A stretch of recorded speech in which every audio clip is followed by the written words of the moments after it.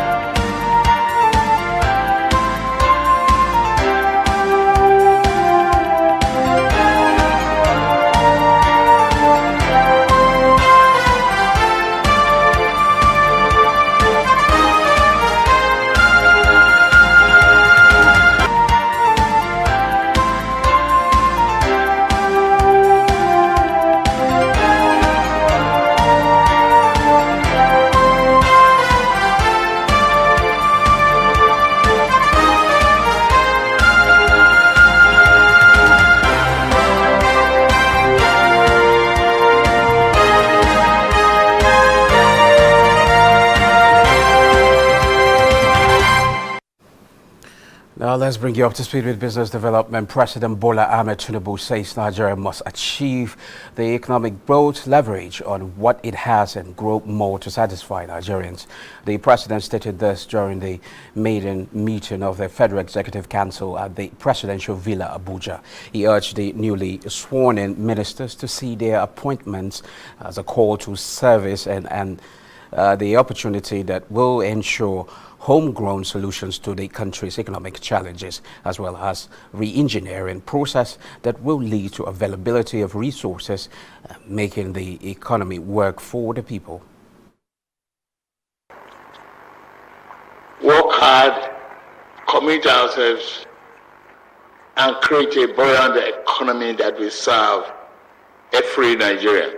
Policy agenda will be set to reform economy to deliver sustainable and inclusive growth, strengthen national security for peace and prosperity. Without security, there can be no investment. Meanwhile, President Bola Tinubu has declared that Nigeria will not sustain failed economic theory that sees to the wastage of 90% of its scarce resources and the servicing of external debts in the midst of many development challenges facing the country. The president made the statement while declaring open the annual conference of the Nigerian Bar Association in Abuja. The challenge is all for us to pull together a united Nigeria, committed to national greatness, unless we do it by ourselves.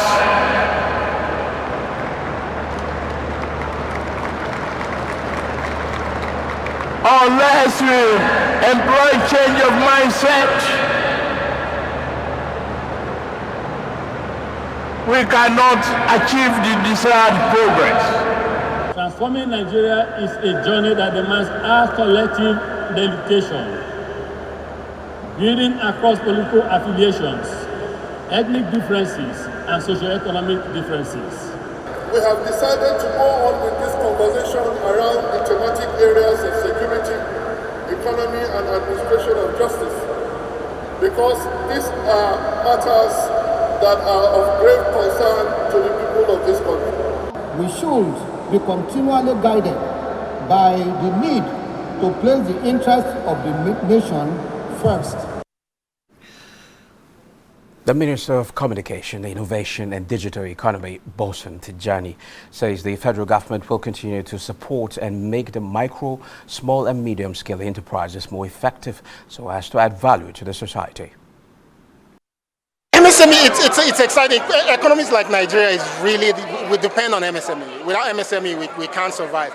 But also our biggest challenge is that we have to find ways to properly document them, working with the right ministry, but also SMIDN as well, ensuring that they're documented, but ensuring that we can support them to also become a lot more effective. If they become more effective, they can access capital, raise up what they're doing, employ more people, and add value to our economy. So we'll be looking for ways to ensure that technology serves small businesses in Nigeria as well. Because if we can serve them, we can make them more productive and our economy can benefit from it. Well, we live in a time of exciting technological innovations where digital technologies are driving transformative change. With the new technologies reshaping product and factor markets, economic paradigms are shifting, and Nigeria is no exception. Now, to shed more light on what Nigeria can do to further achieve economic and social prosperity through digital transformation, joining us virtually from South Carolina, United States of America, is the Executive Chairman, RT Corps, John Slater. You're welcome to Business Express, Mr. Slater. Thank you very much. It's a pleasure to be here.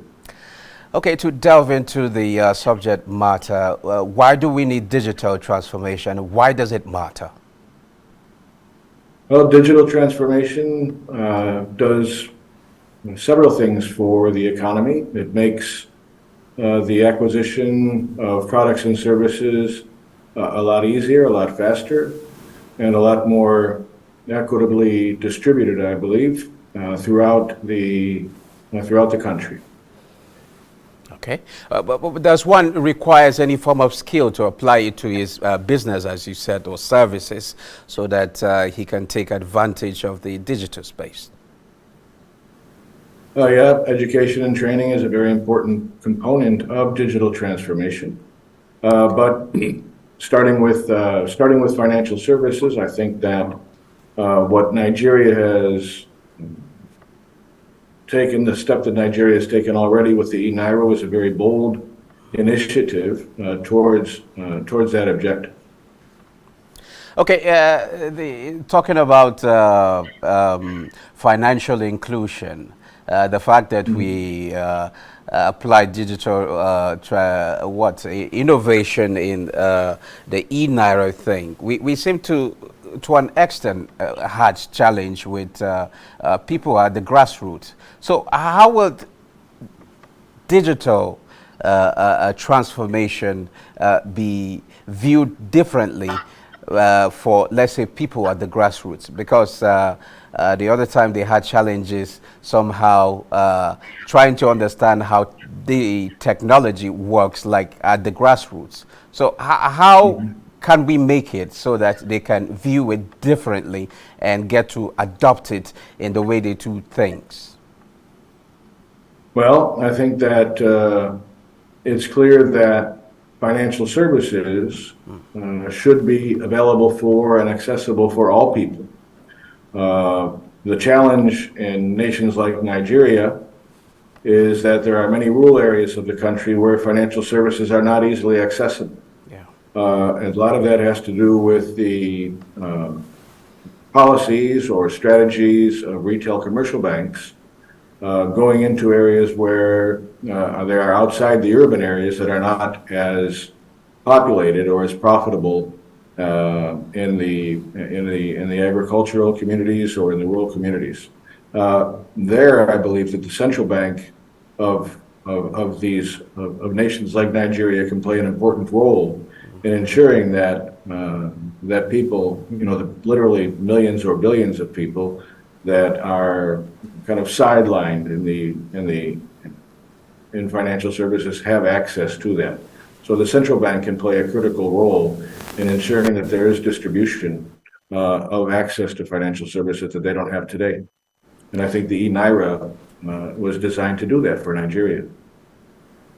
But really, digital transformation requires a kind of change in mindset and culture, as well as leadership. At what stage should learning of the digital transfer or digital technologies be inculcated in our people? Well, we've been doing digital transformation for decades. Yeah. Beginning with the technology revolution of the 60s and 70s, particularly led by telecommunications and by banking. I think the digital revolution or the digital transformation is really in an advanced stage right now, an accelerated stage, especially with the advances that are going on in the areas of artificial intelligence, robotics, and even into advanced computing technologies such as quantum computing. I don't know if training and education is an isolated thing. I think it becomes a lot more advantageous as the technologies are deployed, and a lot easier for people to understand. But definitely, you are right about that. Training, education, understanding how the technology works is not only a societal issue, but it's also an issue that the companies that provide the services and technologies can make it easier for the user to, or the individual or the businesses, small, medium businesses, large enterprises, to use the technology. So it's really on the companies like us to make the use of the technology or the platforms or the services a lot easier, a lot user friendly. Okay. You know, when you talk about artificial intelligence, the perception that most people have today is that it's still in our jobs. So I don't know. In our context, we seem to be somehow, most people are wary of it. So how do you, let's have your thought, and how can we actually change our minds on that, and how do we use it to our advantage instead of seeing it as a threat to us? Well, I think as in our business, when we talk about banking, I dedicate our company is dedicated primarily to banking software and professional services.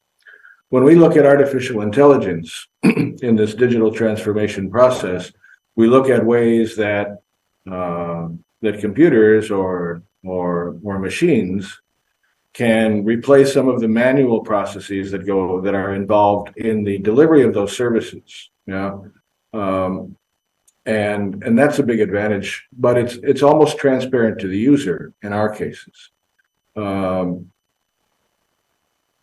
other industries, where robotics or artificial intelligence and things like social media or manufacturing can play an important role, I think if we look at them positively as opposed to any potential harm or negative impact, I think is a lot more, it's a lot better. Yeah. Okay. Besides infrastructure seems to be one of our problems when it comes to use of digital technologies. What else do you think we should look at so that to improve the use of digital technologies? Well, infrastructure is a huge thing. Yeah. So access to the internet, transportation, all of the infrastructure, distribution of energy is extremely important as well.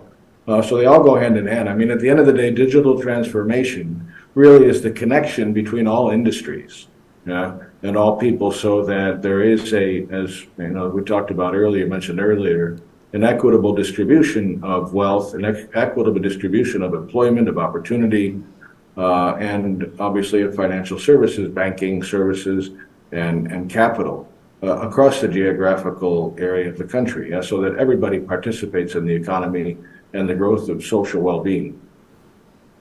Okay, when you compare your place, I mean, United States with that of Nigeria, I know there's a lot of, when it comes to the use of digital technologies, because you mostly, U.S. is seen as a home of innovation and technological development and things like that. So where are we, and what do we need to get to where you are?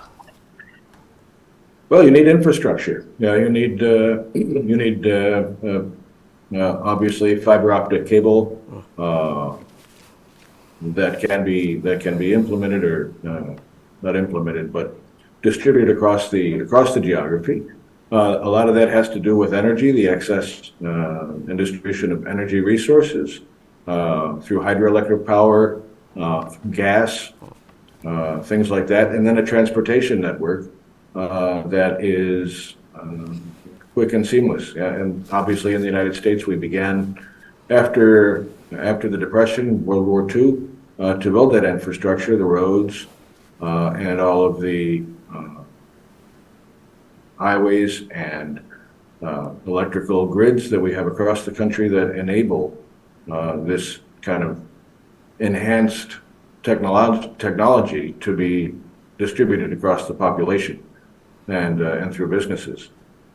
So I think we're, a country like Nigeria, a very important country, probably the most important country and, one of the most important economies in the world, 230 million people. You have a great opportunity, I think, to build that infrastructure through investment dollars and make that continued transformation a lot more seamless and less expensive through the economy and accessible to everybody. Okay, thank you very much, John Slater. Chairman RT Core, it's a pleasure having you on the program. Thank you very much. Pleasure being here. Thank you.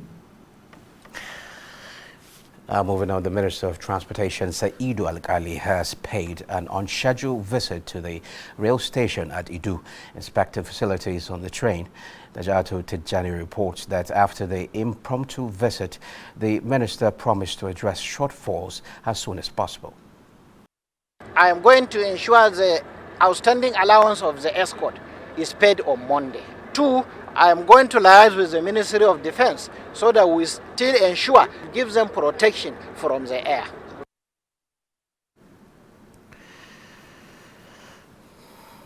Technological advancements have made life easier and also shrunk the world into a global village. This development comes with some challenges, and most especially for youths who must empower themselves with green skills. Alayinka Ojo reports that this is why some young Nigerians are advocating the construction of more talent factories across the country. Now, advanced countries are moving to an eco-friendly means of doing things, production, entrepreneur, and so on and so forth. And it's important for Nigeria to be prepared for the future. That is, if we want to optimize our capacity, our resources, and also add value to the market chain as well. We think demand is a problem of jobs. Millions of jobs are being created day in, day out. We just need more people to be empowered. We need to build solutions, and those solutions need to be built by entrepreneurs. Have a system for understanding what the youth themselves want and how they want it. Having easier access to funding for these enterprises. So I think with that, we can make better strides. And I'll talk about this. How are the commodities trading around the globe? Let's see prices.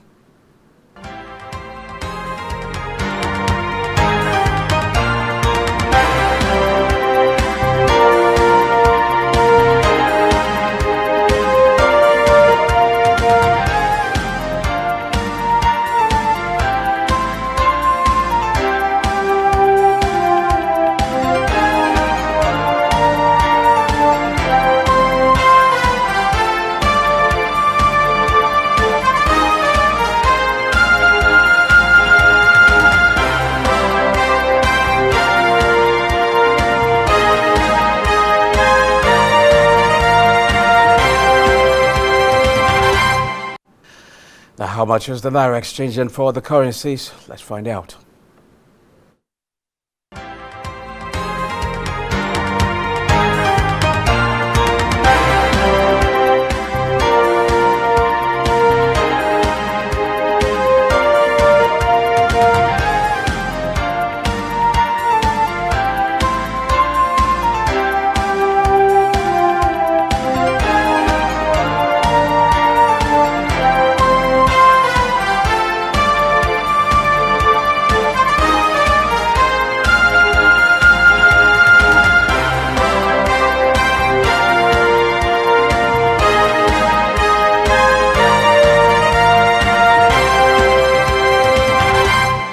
Next is a summary of how stocks fared last week, as put together by Olayinka Ojo.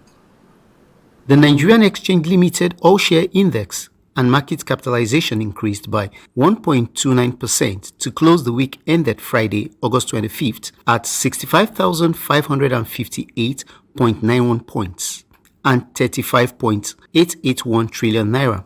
A total turnover of 1.812 billion shares worth 29.299 billion naira in 31,163 deals were traded last week by investors on the floor of the exchange. The financial industry led the activity chart with 936.6855 million shares valued at 10.116 billion naira in 12,886 deals. The conglomerates industry followed with 461.589 million shares worth 2.33 billion naira in 3,451 deals. The third place was the consumer goods industry with a turnover of 127.310 million shares worth 5.003 billion naira in 5,792 deals. Trading in the top three equities were Transnational Corporation PLC, Fidelity Bank PLC, and Access Holdings PLC. And in summary of price changes, 32 equities appreciated in price, 46 equities depreciated in price, while 77 equities remained unchanged. Olenka Ojo for Business Express. The Nigerian stock market closed the first trading day for the week in positive territory with 66,151.38 basis points. At the end of the Monday's trading on the exchange, a total of 311.1 million shares in 7,193 deals valued at 3.91 billion naira exchanged hands. Market capitalization stood at 36.2 trillion naira. Now, for a review of stock market activities across the globe, Nneka Oko is standing by. Over to you, Nneka. Hello and welcome to the global market segment. European stocks traded higher on the final trading week of August as traders weighed the prospect of higher interest rates from the U.S. Federal Reserve and looked ahead to upcoming economic data later in the week. Now, Germany's DAX rose 0.32%, CAC 40 of France also advanced 0.51%, while markets in the UK were closed for a public holiday. Asia-Pacific markets also started the final trading week of August higher, with mainland Chinese and Hong Kong stocks leading gains in the region. The benchmark Nikkei 225 in Japan surged 1.73%. The Shanghai Composite also climbed 1.13%, while Hong Kong's Hang Seng Index gained 0.97%. In the U.S., stock rose slightly in early trades to kick off the final trading week of August. The Dow Jones Industrial Average rose 77 points, S&P 500 gained 0.15%, and Nasdaq Composite is up 0.25%.